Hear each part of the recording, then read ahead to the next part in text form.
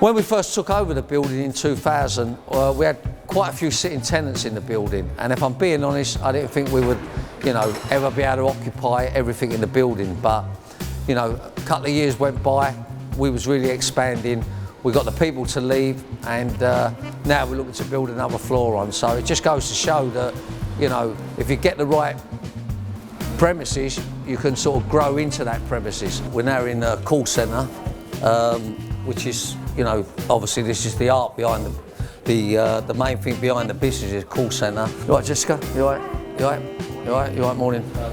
This PR department, which is very, very important to the company. People often ask me,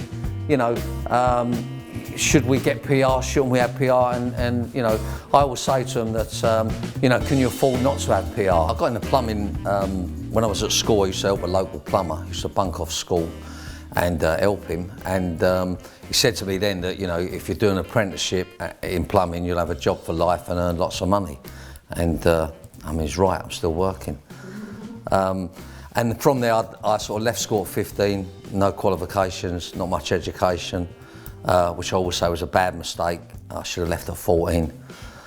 And then I finished my apprenticeship and then immediately become self-employed, started my own business.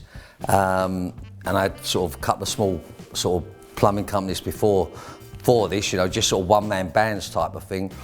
Then I got a call one day from an estate agent in Pimlico Properties, and I started working in Pimlico. Eventually he offered me a room in the basement, and that was in 1979.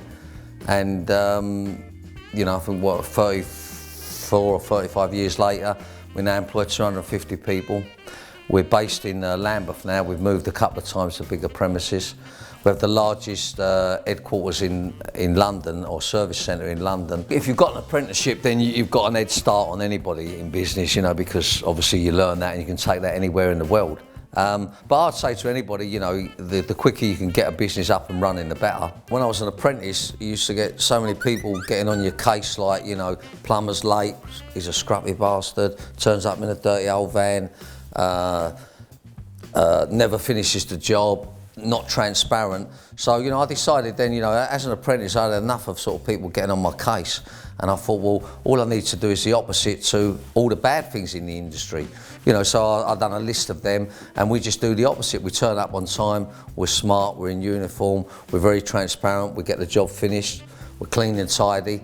So it's probably nothing that complicated. It's just sort of, giving the customer what they really want. The main challenge, I believe, in any business is staff. And it's a bit corny, but your company's as good as the people you employ. Are you listening, Lauren? And if you've got good people, you've got a good company. And that's the art of it. This is our recruitment department in here. You all right, Gary? We had a tough time in the recession in the early 90s, and if I'm being honest, Pimlico Plumbers nearly went bust then. We managed to hold in there. We changed lots of things, rejigged everything, and 4 or 5 years later, things were getting really much better. Then this building came up in 2000, and it was quite a gamble. It was quite a few mil to buy it, and I believe that once we bought that building, the company totally sort of fitted into it.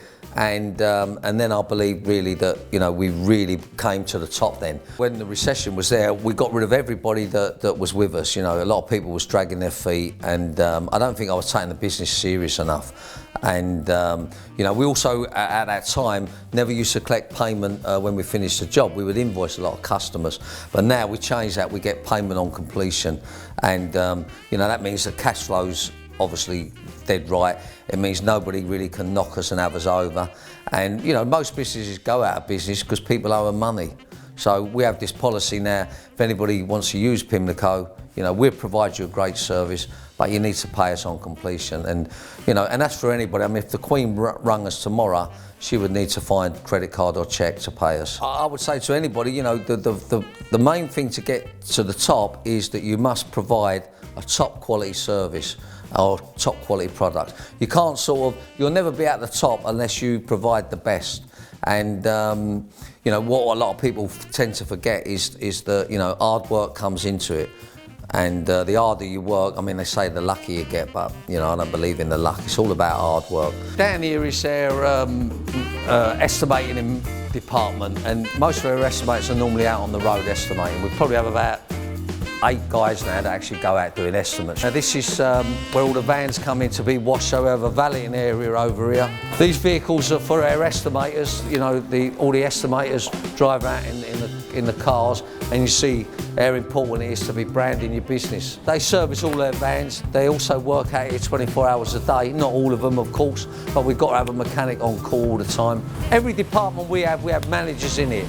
You know, a transport manager in there, mechanical manager there, recruitment manager, IT manager, and I've sort of learned that, you know, in business you need to delegate. You can't do everything yourself.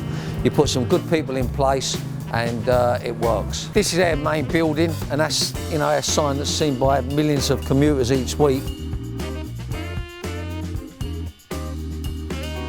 And what I'd say to anybody, if you start a business off, you know, you may start small, but you know, it's unlimited where you wind up, and this is where I've wound up. So